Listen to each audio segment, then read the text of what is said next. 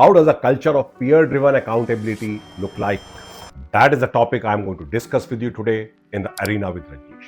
As organizations move from leadership-driven and leadership-motivated accountability cultures to a culture of peer-driven accountability, a major shift happens. The motivation of such a team shifts from authority to trust, from compliance to commitment, and from individual performance to collective brilliance.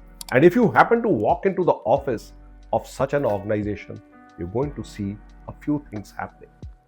You'll find that in such an organization, team members demand clear and time-bound actions and commitments from each other. The trust in such a team runs very high. A commitment made is a commitment kept.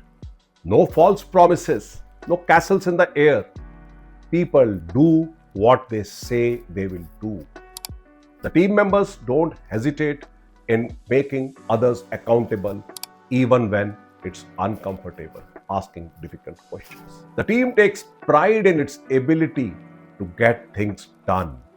The team members are motivated and driven more by their collective expectation from each other rather than the boss's authority.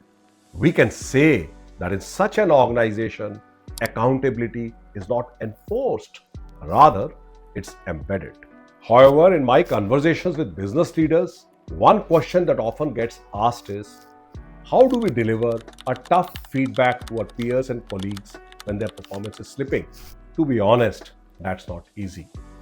Because calling out your peers and colleagues and giving them a difficult feedback not only requires mutual trust, mutual respect, but also requires courage. But you can always devise innovative ways and means to build such a culture.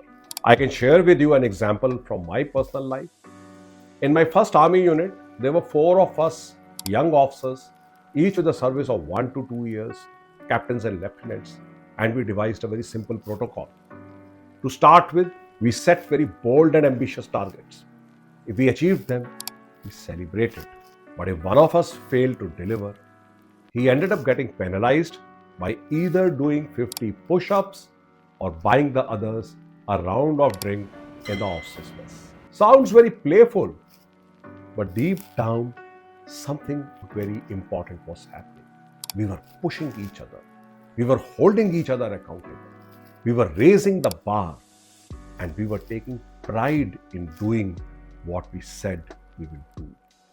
Under such conditions, keeping your commitments does not come out of pressure, but it rather becomes a badge of honor.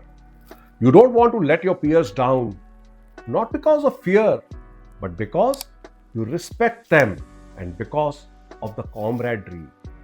And I can very safely say that you need 2 things to happen if you want to build this kind of culture. 1, there should be enough trust to challenge others. And 2, there should be enough respect to receive challenge gracefully. So I like to suggest that within your peer groups, work on building honesty, open dialogue, and normalize constructive feedback. And if you are a leader whose team is striving to build peer-to-peer accountability, just step out of the way, let the team own the loop.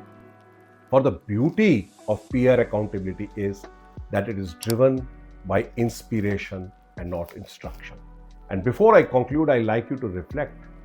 What could be some of the innovative ways that you could implement within your organization, with your peers, to build a culture of peer-to-peer accountability? I'd love to hear your thoughts on this. Bye-bye. Jai Hind.